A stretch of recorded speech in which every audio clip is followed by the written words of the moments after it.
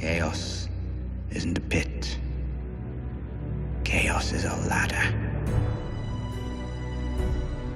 Yo, what's up, ladies and gentlemen, and welcome back to a brand new video. Now today we're going to be talking about the Game of Thrones finale / ending. I'm going to be talking about where everyone went, how the Game of Thrones ended. I'm going to be talking about everyone's ending and how I feel better now. I watched it a second time and I can honestly say that it was better. I understood it a lot more. Right now, after watching it again, I feel like it was a lot better, and let me explain why. I still feel like they could have done a lot more, and I'm going to talk about this in this video. Okay, first let's talk about everyone's ending. Sansa gets to be Queen of the North. Arya gets to be Dora the Explorer. She's no lady. She's going to explore what's west of Westeros. Jon is the king beyond the wall, and Bran is the king of the Six Kingdoms. Now let's get started with this video. Okay, so I just want to talk about the flaws. Number one is that I feel like Jon should have been at the Lord's meeting with Tyrion, and he should have been voted king. Now, I don't know why they made this. I guess because he was held prisoner, but as Sansa said, Tyrion was also prisoner. I feel like Jon should have been there along with Tyrion. Arya or Sansa would have put Jon's name forward, telling everyone he's a Targaryen.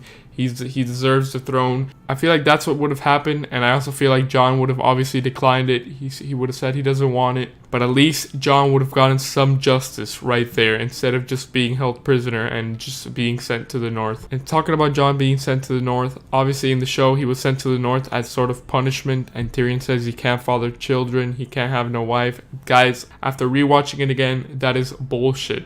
I'm pretty sure they just sent Jon to the north because that's where he said he wanted to be.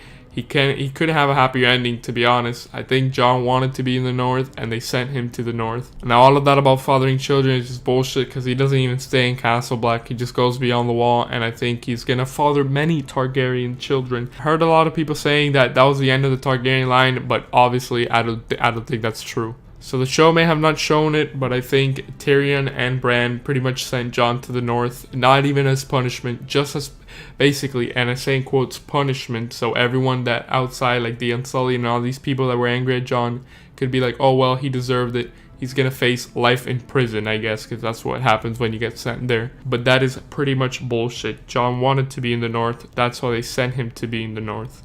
And in the ending scene, I pretty much see that Jon is loved by the people. He's loved by the Wildlings. He's loved by people in the north. And that is why Jon is the king beyond the wall. It was pretty obvious he was their leader there. They just love him. That's why they showed all that scene of Arya, Sansa, and Jon walking by like the side angle of the camera, where Sansa's walking and she's getting throned, and they pretty much show Jon right after, which means that he's the king too. He might not have a throne, but he is the king beyond the wall to them. So to sum it up, Jon is the king beyond the wall, Arya is no lady, she is the explorer, Sansa is queen of the north, and Bran is the king of Six Kingdoms. Guys, Ned Stark would be super proud. At the end, the Starks win the Game of Thrones. And I just want to end this video off by saying that there was 2 unanswered questions, which I already pretty much talked about at the video. And this was a flaw of this episode, and that was why was Jon's name not put forward in the Lord's meeting, and why was his true identity built up for nothing? Pretty much since the ending of season 7,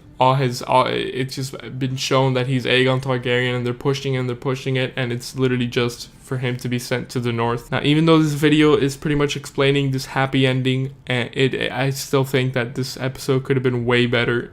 I feel like it's still missing. It still feels empty. It feels rushed. But after watching it a second time, it was way better than the video I made yesterday, where I was just mad. I didn't really see it through. But overall, even though it's a little bit wonky, I think it's still a happy ending, and I think everyone left off where they wanted to be. So yeah, let me know what you guys think of this episode, what you guys think of everything, and quickly I just want to point out, in IMDb, this is the lowest rated episode of Game of Thrones ever. Last time I checked it, it had a 4.9, but I don't know what it has now, so there it is on the screen. That's pretty crazy, guys, but that is the video. I'll make more videos about Season 8 on topics that I found interesting, and etc. etc. Thank you guys for watching this video. If you made it to the end, make sure to leave a like and subscribe, and I'll catch you guys in the next video.